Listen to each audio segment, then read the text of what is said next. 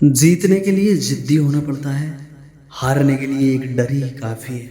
कभी ये मत सोचिए कि आप अकेले हो, बल्कि ये सोचिए कि आप अकेले ही काफ़ी हो। जय माता दी प्रिय दर्शकों, आप सभी का स्वागत है हमारे चैनल अच्छे संस्कार पर। तो दोस्तों, आज हम जानने वाले हैं चंद्र राशि कर्क मासिक राशिफल अक्टूबर 2024 का। कैसा रहने वाला है, स्वास्थ्य और करियर, प्रेम संबंध कैसा होगा, परिवार और आपकी आर्थिक स्थिति कैसी होगी, यह सब हम इस वीडियो में जानेंगे। लास्ट तक बने रहिएगा दोस्तों। दोस्तों, यह महीना स्वास्थ्य के दृष्टिकोण से वैसे तो अनुकूल रहने की संभावना है, फिर भी आपको कुछ समस्याओं पर ध्यान रखना होगा। वक्री शनि महाराज पूरे महीने आपके अष्टम भाव में विराजमान रहेंगे, जिससे किसी बड़ी बीमारी के पनपने का खतरा रहेगा। इस स्थिति से बचने के लिए आपको अपने स्वास्थ्य समस्या को नज़रअंदाज करने से बचना होगा। छोटी से छोटी समस्या पर ध्यान दें और आवश्यक होने पर चिकित्सक से संपर्क करें, जिससे कोई भी बड़ी समस्या न बढ़ पाए। महीने की शुरुआत में केतु, बुध और सूर्य आपके तीसरे भाव में विराजमान रहेंगे और उन पर देवगुरु बृहस्पति की दृष्टि भी होगी तथा मंगल महाराज भी उसी भाव को देखेंगे। इससे आपके कंधों में, गले में दर्द हो सकता है या कान में भी दर्द की समस्या या इन्फेक्शन हो सकता है। यह छोटी छोटी समस्याओं को नज़रअंदाज ना करें और अपने स्वास्थ्य पर नज़र बनाए रखें। महीने के उत्तरार्ध में जब बुध और सूर्य तीसरे भाव से निकल जाएंगे, तब कुछ हद तक आपको इन समस्याओं में कमी महसूस होगी और आपका स्वास्थ्य सुधरने लगेगा। करियर के दृष्टिकोण से यह महीना उतार चढ़ाव से भरा रहने की संभावना है। दसम भाव के स्वामी मंगल महाराज महीने की शुरुआत में आपके द्वादश भाव में रहेंगे, जिससे कार्य क्षेत्र से संबंधित भागदौड़ लगी रहेगी। आपको एक शहर से दूसरे शहर, एक राज्य से दूसरे राज्य या एक देश से दूसरे देश जाना पड़ सकता है। हालांकि यह भागदौड़ आपको आने वाले समय में अच्छा प्रतिफल प्रदान करेगी। आपके साथ काम करने वाले सहयोगियों का रवैया आपके प्रति कुछ अनिश्चित सा रहेगा। वह मुंह पर तो आपके मित्र बनेंगे, लेकिन पीछे आपकी जड़ खोदने की कोशिश करेंगे और आपकी परेशानियों में डालने में उनका महत्वपूर्ण योगदान रहेगा। इसलिए उनसे अपने मन की ज़्यादा बातों को साझा न करें और अपने काम पर ज़्यादा ध्यान दें।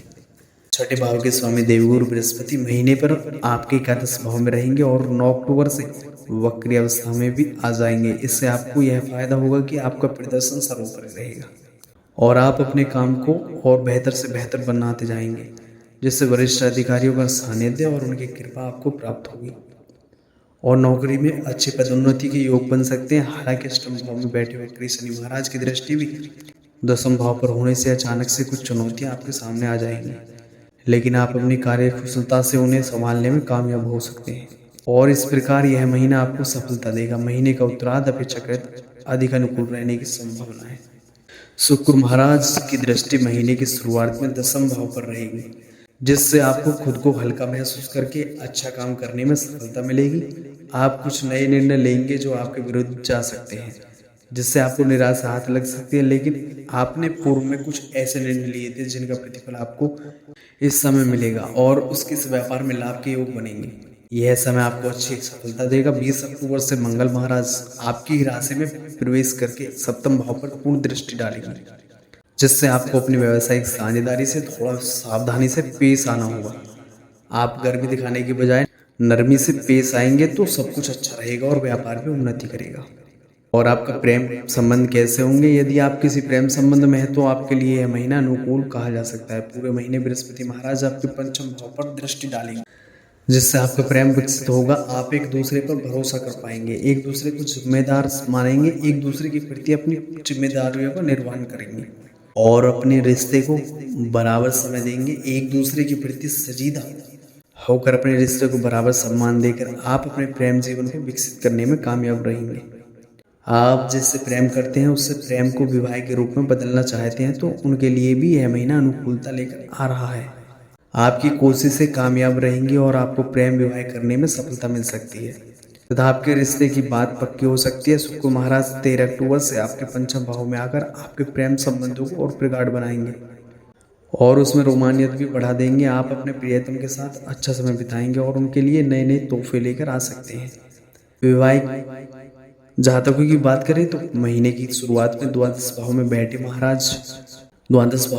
बैठे मंगल महाराज की दृष्टि आपके सप्तम भाव पर रहेगी और सप्तम भाव के स्वामी वक्री शनि महाराज अष्टम भाव में रहेंगे, जिससे आपके वैवाहिक जीवन में उथल पुथल की स्थिति रहेगी। केवल देवगुरु बृहस्पति महाराज की दृष्टि सप्तम भाव पर होने से कुछ समस्याएं संभल जाएंगी, लेकिन आपके ससुराल पक्ष के सदस्यों पर व्यवहार अनुकूल न होने के कारण और उनके कड़वा बोलने के कारण आपको निराशा होगी और इससे आपके रिश्तों में भी तनाव बढ़ सकता है।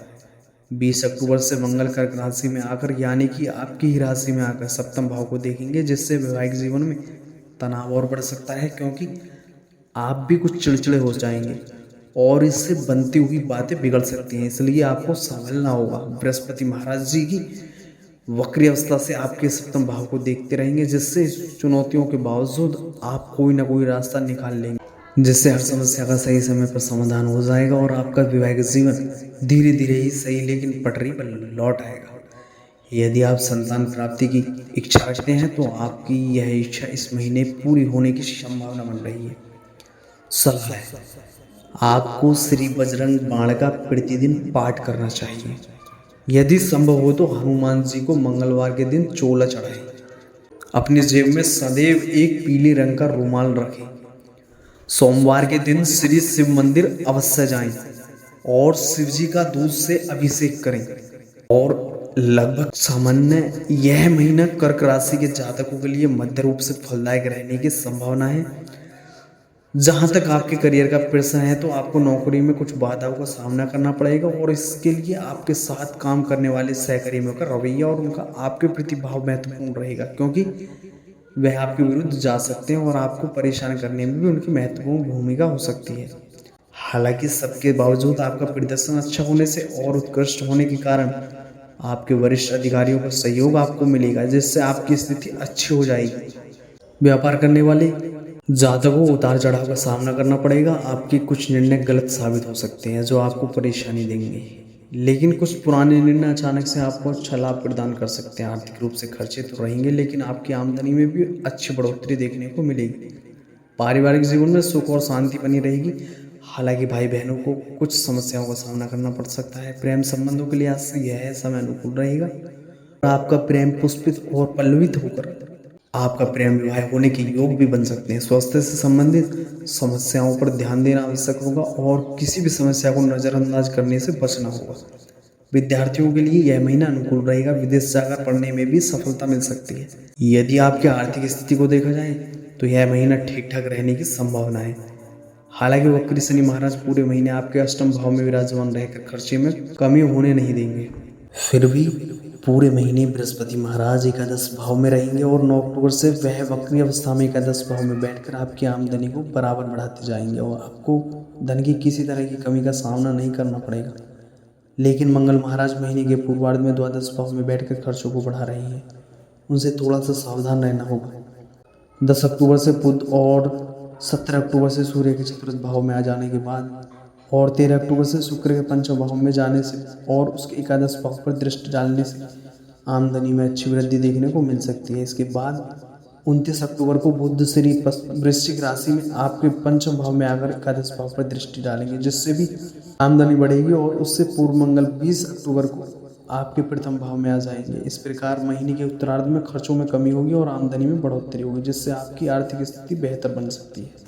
और अंत में जान लेते हैं मित्र एवं परिवार। यह महीना पारिवारिक तौर पर ठीक ठाक रहने की संभावना है। महीने की शुरुआत में चतुर्थ भाव के स्वामी शुक्र महाराज चतुर्थ भाव में विराजमान रहेंगे और दसम भाव के स्वामी मंगल महाराज द्वादश भाव में रहेंगे। पारिवारिक मामलों में सुख और शांति बनी रहेगी, लेकिन आपके परिवार का माहौल अच्छा रहेगा। परिवार के सदस्यों को स्वस्थ लाभ होगा।